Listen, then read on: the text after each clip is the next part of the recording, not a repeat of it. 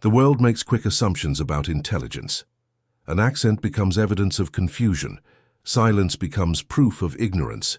Patience becomes confirmation of limitation. But some of the most brilliant minds move through the world quietly, listening while others speak loudly, understanding far more than anyone realizes.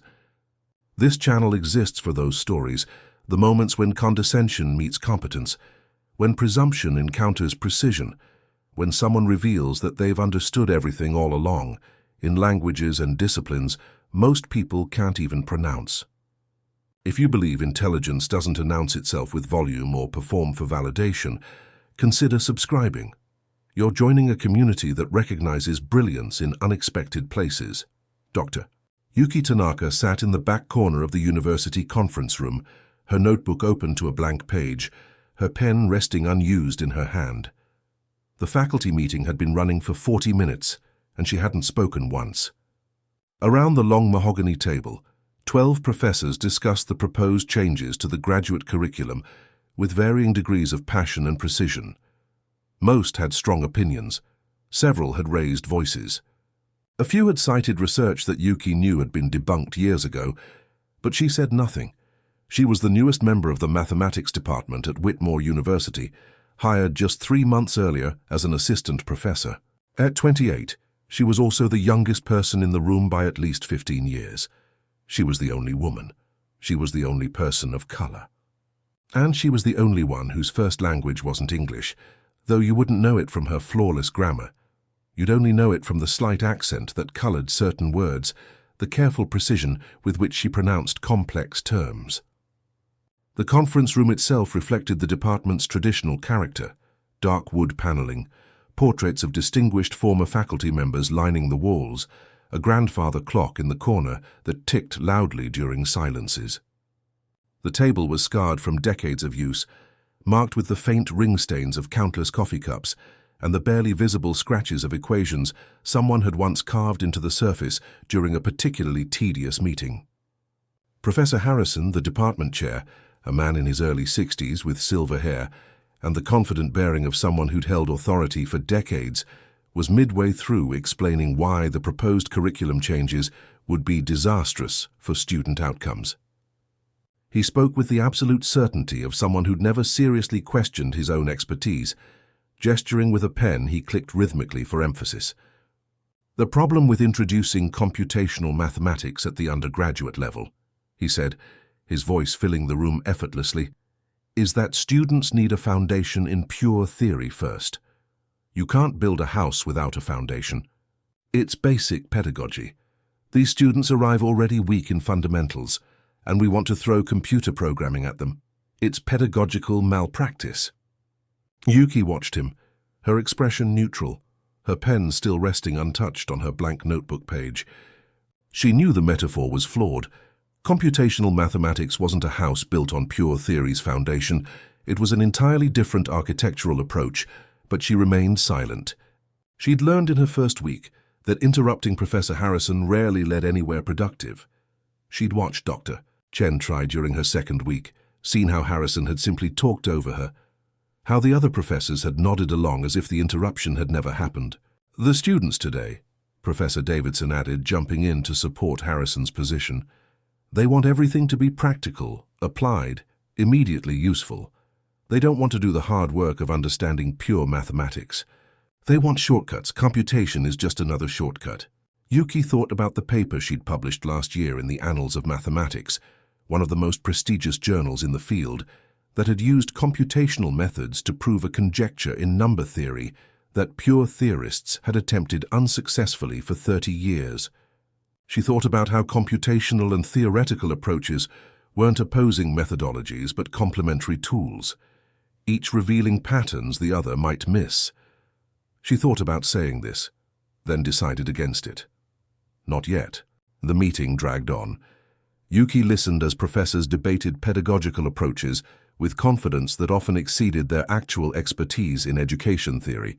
She listened as they cited student outcomes data, while misunderstanding basic statistical concepts, conflating correlation with causation, drawing conclusions from sample sizes too small to be meaningful. ignoring confounding variables that any undergraduate statistics student would recognize. She listened as they made pronouncements about what students could or couldn't handle, based primarily on what they themselves had experienced as students 3 or 4 decades earlier, in a completely different educational landscape.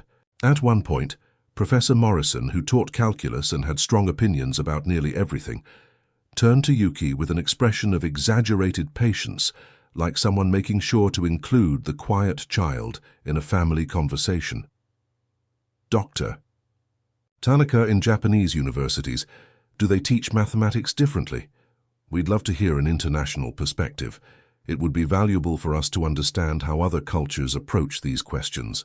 The question was asked as if Japan were some exotic location with curious customs, rather than a country with one of the world's most rigorous mathematical education systems, a country that consistently produced top-tier mathematical research.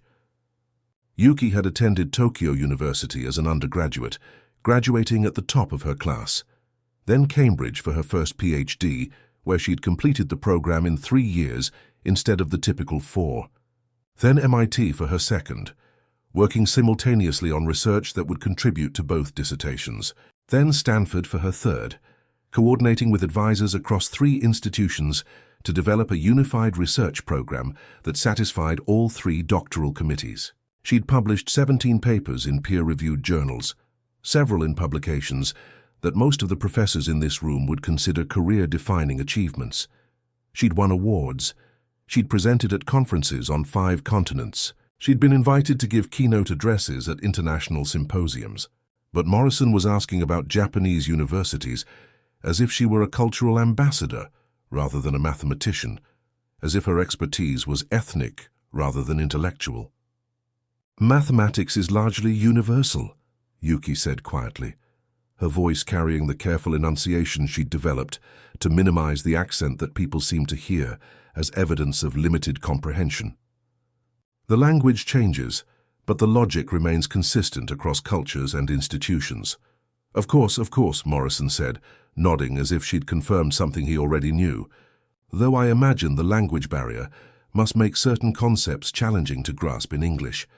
Technical terminology can be quite complex, especially in higher mathematics. I'm sure there are times when you struggle with the precision required in English mathematical discourse. Yuki almost smiled. She'd published papers in English, Japanese, French, and German. She'd delivered lectures in all 4 languages, plus conversational Mandarin and Spanish.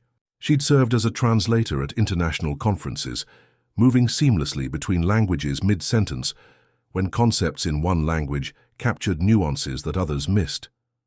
The language barrier, Morrison imagined, existed primarily in his own assumptions, not in her capabilities. She'd also noticed that Morrison spoke only English, and his own technical writing, which she'd read in preparing for this position, was often imprecise and occasionally misused terminology in ways that suggested his understanding of certain advanced concepts was more superficial than he probably realized. The meeting finally concluded after 90 minutes of circular discussion that had resolved nothing and decided nothing. The proposed curriculum changes would be tabled for further consideration, which everyone understood meant they'd die quietly without anyone having to explicitly vote them down. It was academic politics at its most passive, the appearance of thoughtful deliberation masking an unwillingness to change anything substantive. As professors gathered their papers and stood to leave, Harrison approached Yuki with the expression of someone about to offer helpful advice to a struggling newcomer. "Dr. Tanaka, I noticed you didn't contribute much to the discussion today. In American academic culture, it's important to speak up to make your voice heard. I understand that might be different from what you're accustomed to in Japan, where there's more emphasis on listening and deference to senior colleagues, but here we value active participation. We need to hear your ideas if you want to be taken seriously in this department." Yuki looked at him with her calm, unreadable expression that revealed nothing of her thoughts. "I will keep that in mind, Professor Harrison. Thank you." "Excellent. And please, if you're ever confused about anything we're discussing, don't hesitate to ask for clarification. These meetings can move quite quickly, and technical discussions in English can be challenging to follow, especially for non-native speakers." We want you to succeed here, and that means understanding what's being discussed. There's no shame in asking for help. I appreciate that, Yuki said, her tone giving away nothing. Harrison smiled, the smile of someone who believed he'd been helpful and considerate, and left the conference room. Yuki remained seated, watching the other professors file out. Dr. Patricia Chen, the only other woman in the department and the only other person under 50, paused at the door. She looked back at Yuki, opened her mouth as if to say something, then seemed to think better of it and left without speaking. Alone in the conference room, Yuki finally picked up her pen and began writing in her notebook. Not notes about the meeting. She'd committed everything important to memory, a skill she'd developed as a child when she'd needed to track multiple languages and cultural contexts simultaneously, but rather a continuation of the proof she'd been working on that morning. A complex problem in differential geometry that had occupied her thoughts for the past 3 weeks, the kind of problem that most of the professors in that room wouldn't understand, even if she explained it in the simplest possible terms. Over the following weeks, a pattern established itself with the predictability of a mathematical theorem. Yuki attended department meetings and said little. She taught her assigned classes, 2 sections of Calculus 2 and 1 graduate seminar in advanced analysis, with quiet competence that students found either impressive or intimidating, depending on their own relationship with mathematics and their comfort with professors who didn't perform authority loudly. She held office hours where students occasionally came with questions and left understanding concepts they'd struggled with for weeks, though they often seemed surprised that the quiet professor with the accent could explain things so clearly. Some students seemed to expect that her accent meant limited ability to communicate, and they'd arrive at office hours with low expectations that were quickly overturned. One student, after a particularly illuminating explanation of epsilon-delta proofs, had said with visible surprise, "Wow, you really know this stuff," as if there had been doubt. As if hiring committees at research universities made mistakes and accidentally appointed people who didn't understand the subject they were hired to teach. She published another paper, this one in the Journal of the American Mathematical Society, demonstrating an elegant proof technique that unified several previously disconnected results in topology, that went largely unnoticed by her colleagues despite being a significant contribution to her field. When Dr. Chen mentioned it during a department meeting saying, "Congratulations on your recent publication, Dr. Tanaka," several professors looked confused, as if they'd forgotten she did research at all. "Thank you," Yuki said. "What was the paper about?" Professor Morrison asked, with the tone of someone making polite conversation rather than genuine academic interest. "Topological properties of high-dimensional manifolds using sheaf cohomology techniques," Yuki said. Morrison nodded as if he understood, though his expression suggested the words were essentially meaningless to him, which they probably were since topology wasn't his field, and he likely hadn't thought seriously about cohomology since graduate school. "That sounds very technical. Good that you're staying active in research. It's important for junior faculty to build a publication record." Staying active, as if publishing in top-tier journals was a hobby she maintained rather than the primary measure of success in academic mathematics. As if her publication record, 17 papers in 4 years, wasn't already more extensive than most faculty achieved in a decade. The semester continued. Yuki taught her classes, conducted her research, attended meetings where she spoke rarely and was heard even less frequently. She noticed patterns in how her colleagues interacted with her, the slightly louder voices, as if volume would aid comprehension, the simplified language, as if complex terms might confuse her, the surprised expressions when she demonstrated understanding of concepts they assumed were beyond her grasp, the way they would sometimes repeat things she'd already acknowledged understanding, as if her confirmation hadn't registered, because it came in an accented voice. During one department meeting in late October, Professor Harrison presented data on student performance in calculus courses, attempting to argue that declining pass rates indicated students were less prepared than previous generations. His analysis was fundamentally flawed. He'd failed to account for changing demographics, hadn't controlled for variables like class size and time of day, had conflated raw pass rates with performance quality, and was drawing conclusions from data sets too small to be statistically significant. He'd also used bar graphs that distorted the scale to make differences appear more dramatic than they actually were. Yuki said nothing.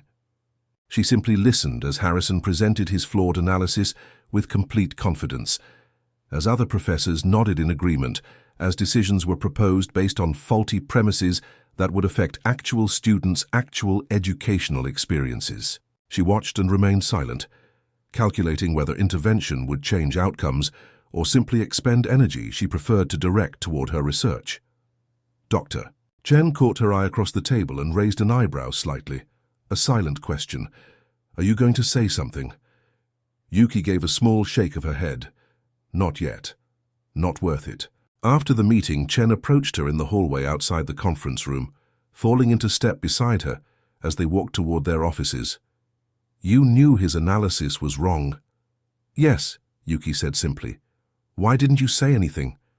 Yuki considered the question, weighing how much to explain. Would it have changed anything? Chen was quiet for a moment, clearly thinking through the dynamics. Probably not. Harrison doesn't take correction well, especially from junior faculty, and especially from... She stopped herself. From someone who looks like me, Yuki finished calmly, without heat or accusation. Someone with an accent. Someone young. Someone female. Someone he assumes doesn't fully understand because he hasn't bothered to actually assess my understanding. Chen winced. I was going to say from someone he hasn't learned to respect yet. But yes, all of those factors are probably relevant too. More than probably. Definitely relevant. Then there's no benefit to speaking in that moment, Yuki said with the logical precision she applied to everything. He wouldn't hear it. The others would defer to his seniority and his volume. The outcome would be the same, except I would have used energy that's better spent on my research. When the cost exceeds the benefit, you don't make the investment. Basic optimization. That's a very pragmatic view. I find pragmatism more useful than principle, when principle won't change outcomes. Principle is expensive. It requires emotional energy, social capital, and time. I prefer to spend those resources on work that generates actual returns. Chen studied her for a moment, with an expression of mixed admiration and concern. You're much smarter than you let them think you are. Yuki smiled slightly, the first genuine smile Chen had seen from her.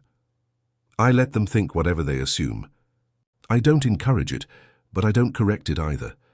Their assumptions are their problem, not mine. I have work to do. Their opinions of me don't affect whether my proofs are valid. Doesn't it bother you, being underestimated? Should it? Yuki asked genuinely. Being overestimated creates expectations that require maintenance. Being underestimated creates freedom. I can work without performance pressure. I can think without being constantly asked to explain or justify. Low expectations are liberating if you don't require external validation.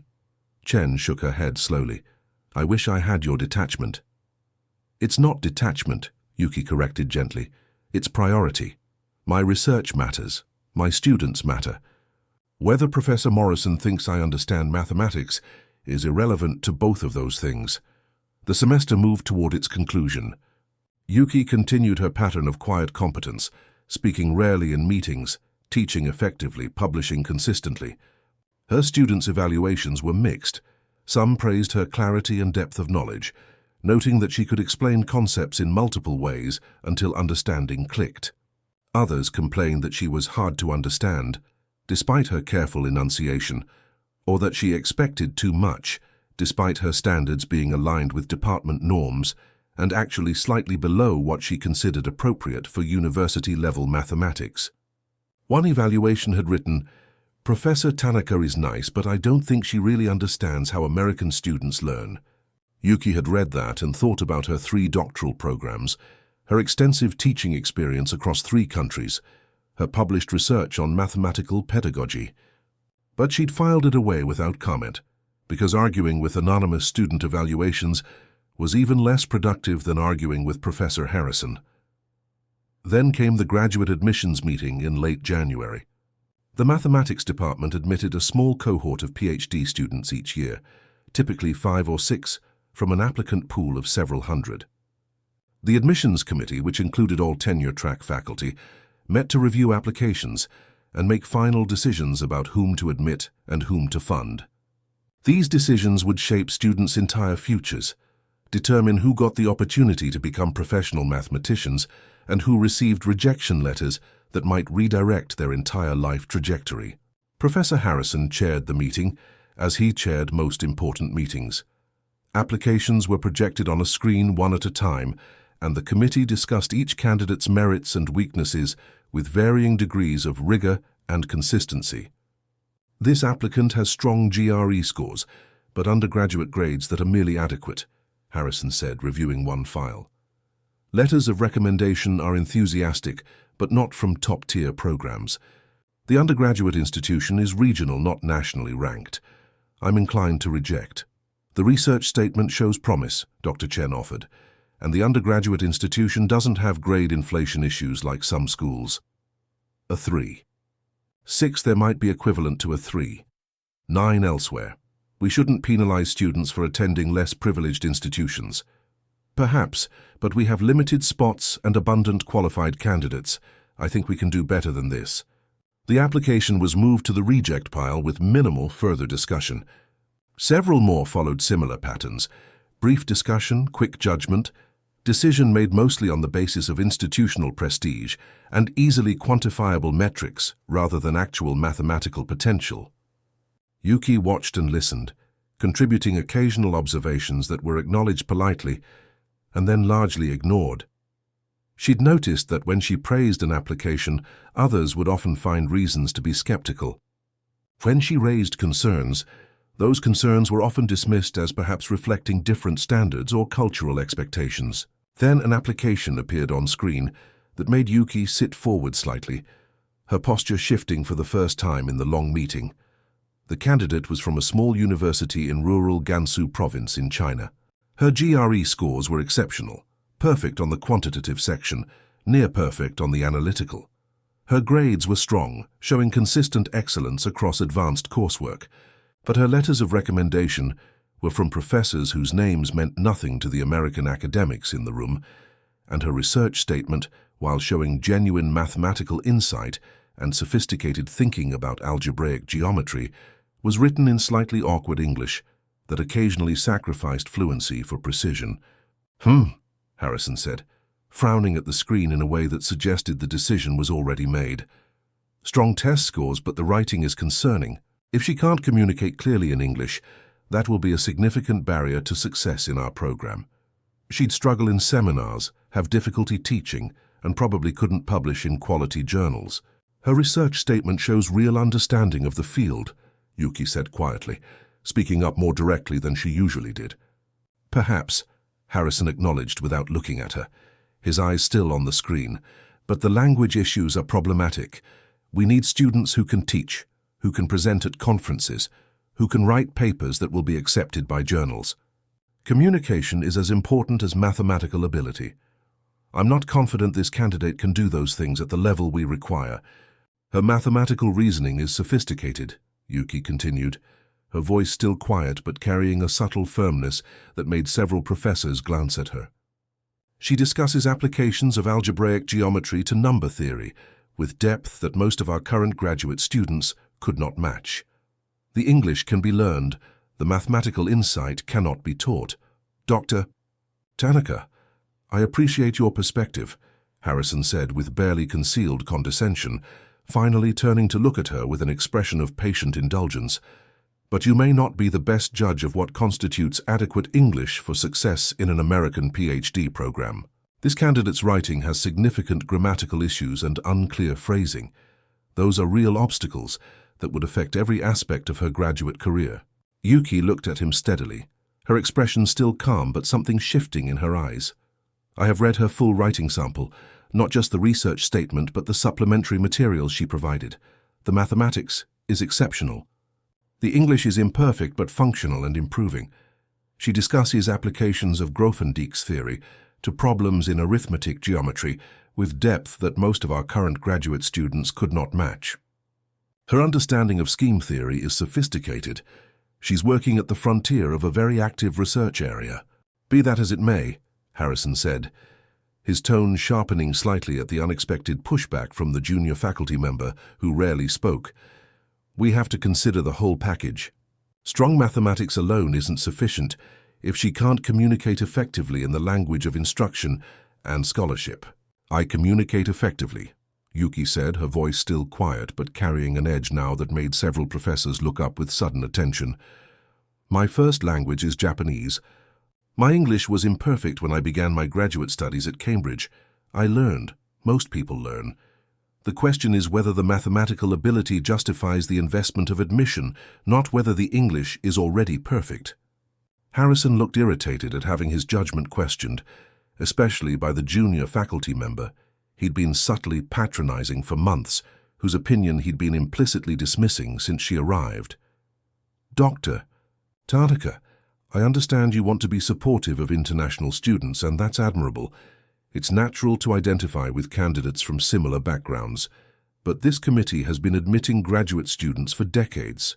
We know what predicts success. Language proficiency is a significant factor. We've seen brilliant mathematicians struggle and ultimately fail because they couldn't overcome the communication barrier." "Is it?" Yuki asked, her tone still even but with a precision that suggested she was preparing to make a point. "Or is it a convenient proxy for filtering out candidates who make you uncomfortable because they don't present themselves in familiar ways? Because they don't sound like what you expect mathematicians to sound like?" The room went very quiet. Several professors shifted uncomfortably in their chairs. Dr. Chen's eyes widened slightly. Professor Morrison set down the pen he'd been clicking rhythmically throughout the meeting. Harrison's expression hardened, his face flushing slightly. "That's quite an accusation, Dr. Tanaka. I assure you that our admissions decisions are based entirely on merit and predicted success, nothing more. We have no biases here. We're simply being realistic about what students can handle." "Then you should admit this candidate," Yuki said calmly, her voice betraying no emotion despite the tension now filling the room. "By any objective measure of mathematical merit, she is in the top tier of this applicant pool. Her test scores are exceptional. Her coursework is strong. Her research statement demonstrates sophisticated understanding of current problems in algebraic geometry. The only factor counting against her is that her English isn't perfect. If we're truly basing decisions on merit and predicted success in mathematics, rather than comfort with American academic presentation norms, the decision should be clear." "I don't think you're in a position to lecture this committee about admission standards," Harrison said, his voice tight with controlled anger, his posture stiffening. "You've been here for less than a semester. Some of us have been evaluating graduate candidates for 30 years. We understand what works in this program. We understand our standards. And in those 30 years, Yuki said, maintaining her quiet tone but with unmistakable steel beneath it now, "how many students from non-English speaking countries have you admitted?" Harrison stared at her, his jaw tightening. "That's not relevant to this discussion. It's entirely relevant to the question of whether language proficiency is truly a predictor of mathematical success or simply a bias masquerading as standards. If your 30 years of experience has systematically excluded students from certain backgrounds despite their mathematical qualifications, that's not evidence of good judgment. That's evidence of bias." "Dr. Tanaka," Harrison said, his voice now openly hostile, his face fully flushed, "I'm going to stop you right there. Your inexperience is showing. Graduate admissions is a complex process that requires judgment developed over many years and familiarity with how students perform across entire careers. Perhaps in Japanese academic culture, it's acceptable for junior faculty to challenge senior colleagues in this manner, but here we expect a certain level of professional respect and deference to experience." Yuki looked at him with an expression that remained perfectly calm, despite the condescension dripping from his words like acid. She set down her pen with deliberate care, folded her hands on the table in front of her, and spoke with quiet clarity. "I have 3 PhDs, Professor Harrison. One from Cambridge in pure mathematics, focused on algebraic number theory. One from MIT in applied mathematics, focused on computational methods. One from Stanford in mathematical statistics, focused on probabilistic methods. I completed all 3 simultaneously over a 6-year period through a coordinated program arrangement. I have published 17 peer-reviewed papers in the last 4 years in journals, including the Annals of Mathematics, the Journal of the American Mathematical Society, and Inventiones Mathematicae. I have presented my research at conferences on 5 continents. I speak 6 languages fluently: Japanese, English, French, German, Mandarin, and Spanish. I have taught at 3 universities across 3 countries. I have advised undergraduate research that resulted in publications. I understand very clearly how graduate admissions works, how mathematical research develops, and how academic culture functions in multiple contexts, including the American system you assume I don't understand. With respect, my inexperience is not the issue here. The issue is bias masquerading as standards, and I will not stay silent when that bias is about to harm a promising candidate. The room had gone completely silent except for the ticking of the grandfather clock in the corner. Every professor was staring at Yuki now, many with expressions of shock, some with mouths slightly open. Harrison's face had gone from flushed to pale. "You have 3 PhDs?" Professor Morrison said, his voice suggesting he couldn't quite process the information, as if she'd just announced she could fly. "Yes," Yuki said simply. "So your CV only listed 1, Dr. Chen said, not accusingly but with genuine confusion and perhaps a hint of vindication. "My CV lists my most recent doctorate from Stanford, where I was hired from. The application required listing the highest degree obtained and the institution granting it. I listed Stanford because that was my most recent completion and the institution from which I applied. The application did not require listing all doctoral degrees. I obtained 3 doctoral degrees simultaneously over a 6-year period through a joint program arrangement coordinated between Cambridge, MIT, and Stanford. It's unusual but not unprecedented. Several mathematicians have done similar coordinated programs when their research spans multiple disciplines." "Why didn't you mention this before?" Harrison asked, his voice strained, his earlier anger replaced by something between confusion and defensive embarrassment. "You didn't ask," Yuki said simply, "and it didn't seem relevant to teaching calculus or attending department meetings, where my input was rarely sought and more rarely valued. I don't generally announce my credentials unless they serve a purpose. Today they serve the purpose of establishing that when I assess a candidate's mathematical potential and their ability to overcome language barriers, I'm speaking from direct experience and extensive knowledge, not from inexperience or cultural misunderstanding." The silence stretched. Professors exchanged glances, recalculating everything they'd assumed about their quiet junior colleague, who they'd been treating like a struggling newcomer rather than potentially the most qualified person in the room. Finally, Dr. Chen spoke, her voice carrying a mixture of vindication and barely suppressed satisfaction. 3 PhDs, 6 languages, 17 publications in 4 years. She looked directly at Harrison. "I think we should probably listen very carefully to Dr. Tanaka's assessment of this candidate's mathematical potential." Harrison looked like he wanted to argue, but couldn't find solid ground to stand on. He'd just been told in front of the entire department that the junior faculty member he'd been patronizing for months was more credentialed than anyone else in the room, possibly more credentialed than the entire committee combined. The colleague whose English proficiency he'd questioned spoke more languages than everyone in the room combined. The person he'd assumed needed concepts explained slowly had more advanced degrees than most people earned in a lifetime, and had published more in 4 years than most faculty published in 10. "Fine," Harrison said tersely, his voice tight. "We'll move this candidate to the admit pile for further consideration. With full funding," Yuki added quietly. "She deserves full support. Her mathematical potential warrants it." Harrison looked like he might argue, but under the circumstances, having just been comprehensively proven wrong about everything he'd assumed, he simply nodded. "With full funding." "Thank you," Yuki said, her tone giving away nothing, no triumph, no anger, no satisfaction, just acknowledgement of the decision. The meeting continued, but the atmosphere had fundamentally shifted like a phase transition in physics. When Yuki offered opinions on subsequent applications, professors listened carefully, some taking notes.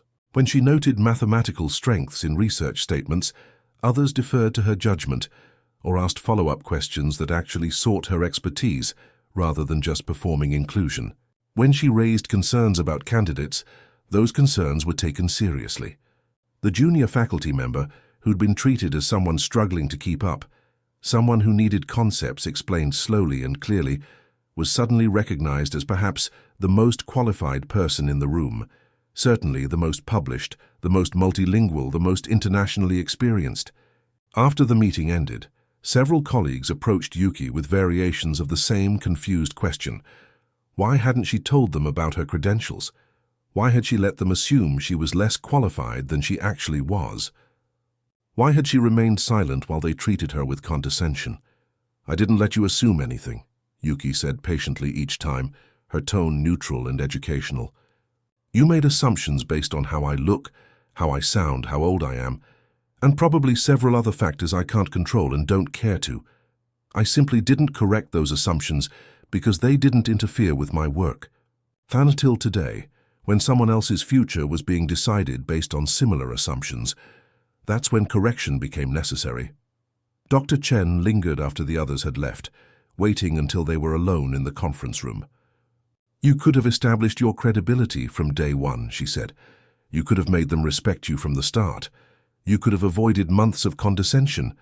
Respect that must be demanded isn't respect," Yuki said, gathering her materials. "It's just fear of credentials. I don't need people to respect me because I have 3 PhDs. I need them to do their jobs without letting their biases harm students. Today, their biases were about to harm a promising candidate. That's when credentials became useful, not to protect my ego, but to give me the credibility to protect someone else." "You're not angry?" Chen asked, her voice suggesting she would be furious in Yuki's position. "About how they treated you? The condescension? The slow speaking and simplified language? Harrison asking if you understood things? Morrison assuming you struggled with English?" Yuki considered this carefully, as she considered most questions. "Anger would require me to care about their opinions of me. I don't. I care about my research, my students, and occasionally, as today, about preventing biased decisions from harming others. Their assumptions about me are irrelevant to all 3 of those things. Their opinions don't affect whether my proofs are valid, or my papers are published, or my students learn mathematics." "That's remarkably zen," Chen said. "It's remarkably pragmatic," Yuki corrected gently. "Ego is expensive. It requires constant energy to maintain and defend. I prefer to spend my energy on problems that matter. Whether Professor Harrison thinks I'm intelligent is not a problem that matters. Whether talented students get opportunities they deserve, that's a problem that matters." Over the following weeks, the department's treatment of Yuki shifted dramatically. Professors sought her opinion on technical matters, actually listening to her responses. Harrison, though visibly uncomfortable and avoiding direct eye contact, deferred to her judgment on questions of mathematical rigor. Morrison stopped explaining basic concepts to her as if she were a struggling student who needed extra help. But Yuki herself didn't change at all. She still spoke rarely in meetings, still maintained her quiet presence, still focused primarily on her research and teaching. She didn't suddenly become more vocal or more assertive. She didn't claim more space or demand more recognition. She simply continued being exactly who she'd always been. The difference was that now, when she did speak, people listened. Her silence was no longer interpreted as confusion, but as choice. Her questions were no longer patronized but respected. Her expertise was no longer doubted but sought. One afternoon in early March, she was working in her office, a small space with a window overlooking the quad, her desk covered with papers filled with equations in her precise handwriting, when Dr. Chen knocked on the open door. "Do you have a moment?" "Of course." Yuki closed her laptop and gestured to the chair across from her desk. Chen entered and sat, looking uncharacteristically nervous. "I wanted to apologize." "For what?" "For not saying anything. All those times when Harrison or Morrison or the others were condescending to you. When they spoke to you like you were a child or a struggling student. When they questioned whether you understood things. I noticed. I knew it was wrong. But I told myself it wasn't my place to intervene, that you were an adult who could handle yourself, that speaking up would just make things awkward for everyone. All of that was true, Yuki said calmly. I am an adult. I could handle myself. Speaking up would have made things awkward, but it was still wrong of me to stay silent. I should have said something. I should have challenged them. Perhaps, Yuki acknowledged. But silence is a choice each person makes for their own reasons, and we can't judge others for making different calculations than we would make. You chose professional safety, which is a legitimate choice. I chose strategic patience, which is also legitimate. Neither of us chose confrontation until it served a purpose beyond ego protection. When it became about someone else's future rather than our own comfort, we both spoke up. That's what matters. Is that what the admissions meeting was? Strategic rather than emotional.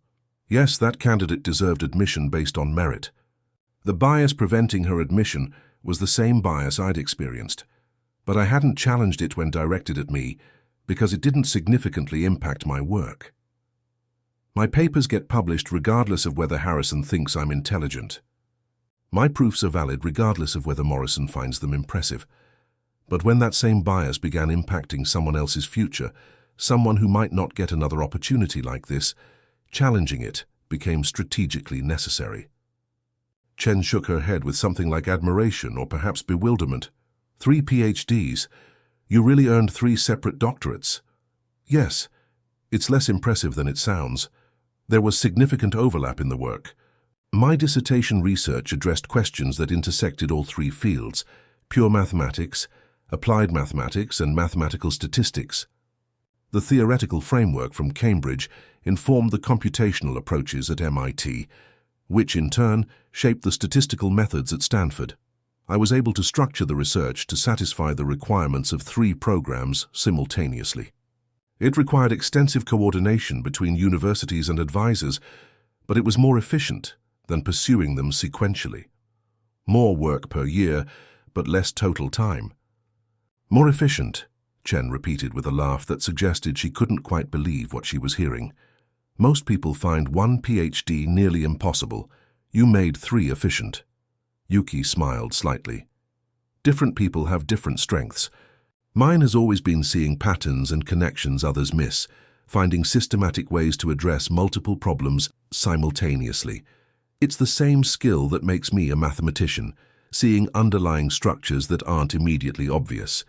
Why did you take a position here? Chen asked, leaning forward with genuine curiosity. With your credentials, you could have gone anywhere. Top research universities, prestigious institutes. MIT, Stanford, Princeton. They would have fought over you. Why Whitmore?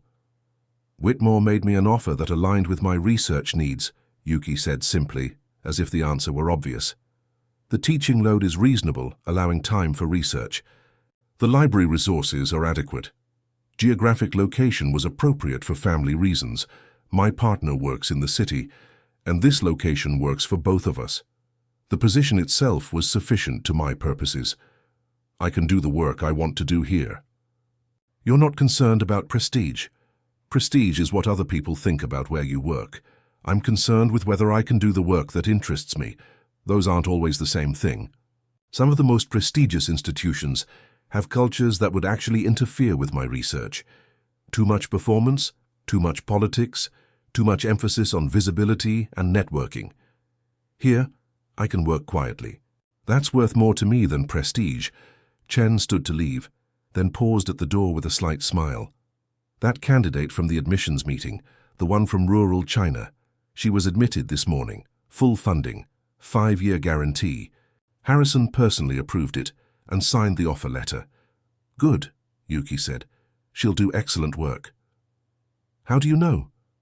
I've read her writing sample 3 times. I've reviewed her academic record thoroughly. I've corresponded with one of her professors, someone whose name you wouldn't recognize but whose work I'm familiar with because I read journals in Chinese mathematical research. She has genuine mathematical talent. She thinks about problems in interesting ways. The rest is just learning the cultural performance that American academia mistakes for substance.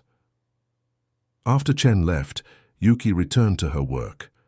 She was developing a new proof technique that combined elements from all three of her doctoral fields: pure theory from Cambridge, computational methods from MIT, statistical rigor from Stanford. The paper would likely be published in the Annals of Mathematics, or perhaps Inventiones Mathematicae. Some of her colleagues would read it. Most wouldn't understand it fully. A few would cite it without fully comprehending its implications. None of that mattered. The work mattered. The proof mattered. The elegance of the solution mattered. Everything else was just academic theatre, the meetings and the politics and the endless performance of credentials and status. The semester ended. Summer began. Yuki published 2 more papers, presented at a conference in Tokyo where she was invited to give a keynote address, and continued her research without interruption. When the fall semester started, she returned to teaching her classes and attending her meetings with the same quiet competence she'd always maintained. But now, when Professor Harrison presented flawed statistical analysis, Yuki would occasionally offer gentle corrections that he would accept without argument. When Morrison made pronouncements about mathematical pedagogy, Yuki would sometimes suggest alternative approaches based on actual educational research rather than decades-old personal experience, and others would listen carefully. When admissions discussions occurred, Yuki's voice carried weight that others deferred to. She didn't speak more often than before. She didn't perform her credentials or demand recognition. She simply continued being exactly who she'd always been, a mathematician who cared about mathematics, who saw patterns others missed, who understood that silence could be power when chosen deliberately rather than imposed by others' assumptions. And when new junior faculty joined the department, especially those who looked different, sounded different, came from different places, Yuki made a point of listening to them carefully in meetings, of asking their opinions seriously, of treating their expertise as legitimate regardless of their accent or age or background or how long they'd been in the position, because she remembered what assumptions felt like. She remembered being spoken to slowly, as if language determined intelligence. She remembered seeing her silence interpreted as confusion rather than choice. She remembered the surprise on colleagues' faces when they discovered she understood things perfectly, had understood all along, in more languages and more depth than they'd bothered to imagine. She remembered that brilliance doesn't announce itself with volume. Intelligence doesn't require performance. Expertise doesn't need to be defended to people whose opinions don't affect the validity of your work. And she remembered that sometimes the most powerful response to underestimation isn't correction. It's simply continuing to do excellent work until circumstances require revelation. Not for ego, but for purpose. Not for recognition, but for protection of others who face the same dismissal. If you've ever been underestimated because of how you speak, how you look, or how quietly you move through the world, I'd like to hear about it in the comments below.